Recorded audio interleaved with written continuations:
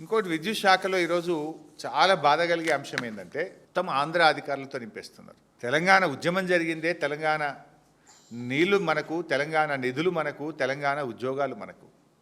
కేసీఆర్ గారు కష్టపడి 95% local reservation ఉద్యోగాల్లో సాధించింది కేసీఆర్ గారు.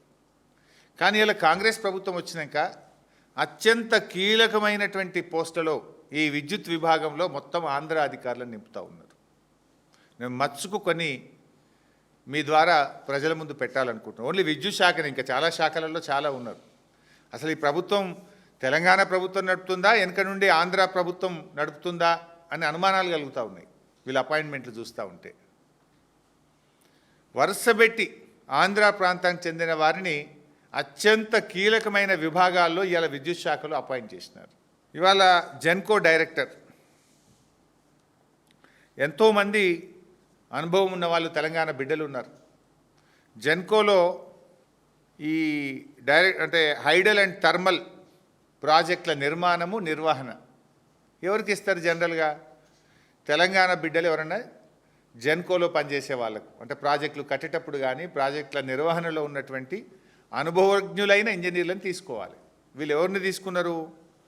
రాజశేఖర్ రెడ్డి గారని సింగరేణిలో పనిచేసిండు. ఆయన ఎన్నడూ జెన్కోలో పనిచేయలే, కరెంటుకు సంబంధం లేదు. సింగరేణిలో పనిచేసి రిటైర్ అయినటువంటి ఒక ఆంధ్ర ఉద్యోగిని తెచ్చి మన తెలంగాణ జెన్కో ప్రాజెక్ట్ డైరెక్టర్గా అపాయింట్ చేసిండ్రు. అంటే దీని వెనుక ఎవరున్నారు? ఈ అపాయింట్మెంట్ ఏ రకంగా తెలంగాణకు దోహదం చేస్తుంది, ఉపయోగపడుతుంది?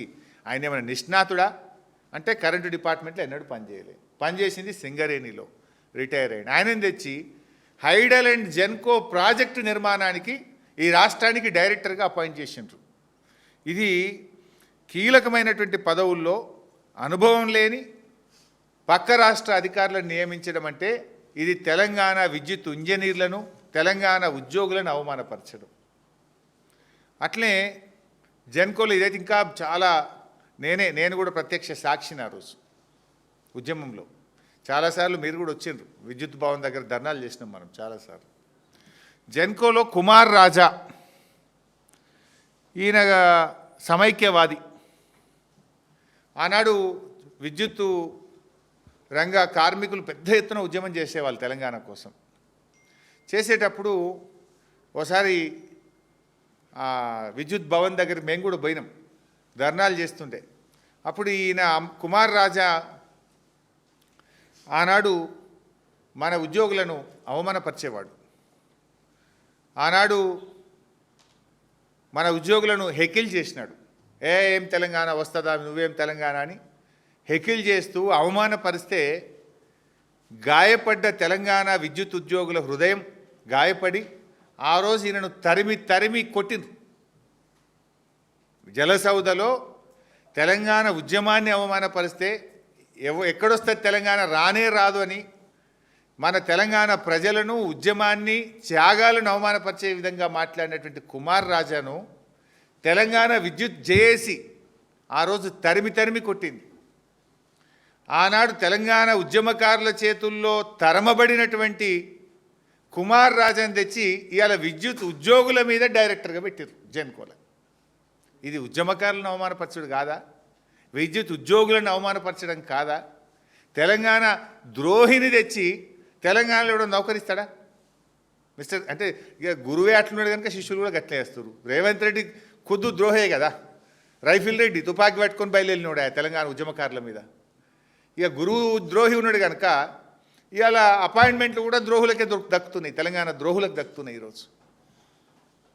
నేను అడుగుతున్న రేవంత్ రెడ్డి, ఇది ప్రజాపాలన, తెలంగాణ ద్రోహుల పాలన? ఇది ఏం పాలన ఇది? అట్లా ఇంకొక ఆయన శివాజీ,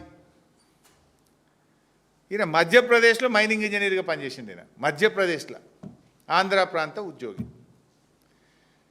ఈయనను ఎస్పీడీసీఎల్లో కీలకమైనటువంటి ప్రాజెక్ట్స్ అండ్ హెచ్ఆర్డీకి డైరెక్టర్గా అపాయింట్ చేసిండ్రు ఎస్పీడీసీఎల్లో.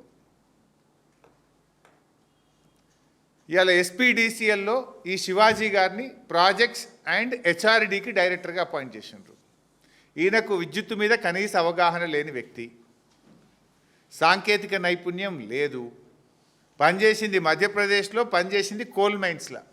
తెచ్చి ఎస్పీడీసీఎల్లో కీలకమైనటువంటి వింగ్లో ఆయనను డైరెక్టర్గా అపాయింట్ చేసిండ్రు. ఇక ఇంకొక ఆయన, ఎంతోమంది తెలంగాణలో వాస్తవానికి సమర్థులైనటువంటి దళిత అధికారులు కూడా ఉన్నారు. చీఫ్ ఇంజనీర్లుగా రిటైర్ అయినటువంటి తెలంగాణ దళిత బిడ్డలు, అనుభవజ్ఞులైన అధికారులు ఉంటే వాళ్ళందరినీ పక్కకు పెట్టి నరసింహులు గారు ఏనాడు కూడా తెలంగాణ గడ్డ మీద పనిచేయలేదు. నరసింహులు గారు తెలంగాణ గడ్డ మీద పనిచేయని, ఇక్కడ విద్యుత్ వ్యవస్థ మీద అవగాహన లేనటువంటి వ్యక్తిని ఆంధ్ర నుండి తెచ్చి ఎస్పీడీసీఎల్ ఆపరేషన్ డైరెక్టర్ పోస్ట్లో పెట్టినారు.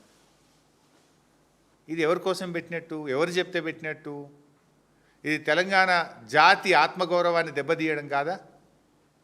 తెలంగాణలో 5-6 దళిత రిటైర్డ్ అనుభవజ్ఞులైన చీఫ్ ఇంజనీర్లు ఉన్నారు కదా, మరి వాళ్ళు ఎవరు మీకు మంచిగా అనిపిస్తలేదా? ఓన్లీ ఆంధ్ర వాళ్ళే మంచిగా అనిపిస్తారా మీకు?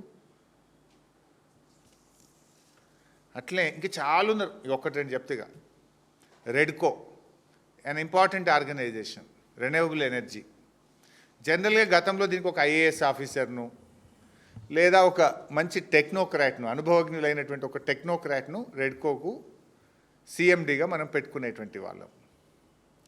ఇవాళ ఆంధ్ర ప్రాంతానికి చెందిన జూనియర్ మోస్ట్ అధికారి, అంటే జూనియర్ మోస్ట్ డివిజనల్ ఇంజనీర్గా ఉన్నటువంటి వావిలాల అనిల గారిని తెచ్చి రెడ్కో సీఎండీ పోస్ట్ అప్పగైపోయారు. ఇక తెలంగాణలో ఒక్కటి దొరకలేదా నీకు? జెన్కో మన రెడ్కోకు ఒక సీఎండీని పెట్టడానికి వేల మంది రిటైర్డ్ ఇంజనీర్లు ఉన్నారు కదా, ఎంతోమంది సీనియర్ ఐఏఎస్లు ఉన్నారు కదా. ఒక జూనియర్ మోస్ట్ ఎలక్ట్రిసిటీ డివిజనల్ ఇంజనీర్ని తెచ్చి రెడ్కోకు సీఎండీగా పెట్టిన ఘనత ఈ కాంగ్రెస్ ప్రభుత్వాన్ని. అసలు ఎవరు నడుపుతున్నారు ఈ గవర్నమెంట్? తెలంగాణ ప్రభుత్వం నడుపుతుందా, ఆంధ్రప్రదేశ్ ప్రభుత్వం వెనకకెళ్ళి నడుపుతుందా? నాకు డౌట్ వస్తుంది.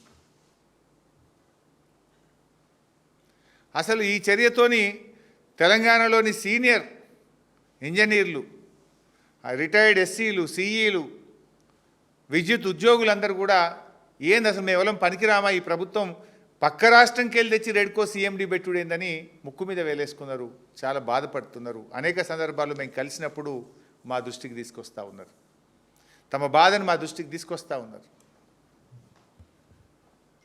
ఇంకా అట్లా చెప్పుకుంటూ పోతే ఈయనైతే ఇంకా చాలా ఖతర్నాకున్నాడు. ఇక ఒక ఆయన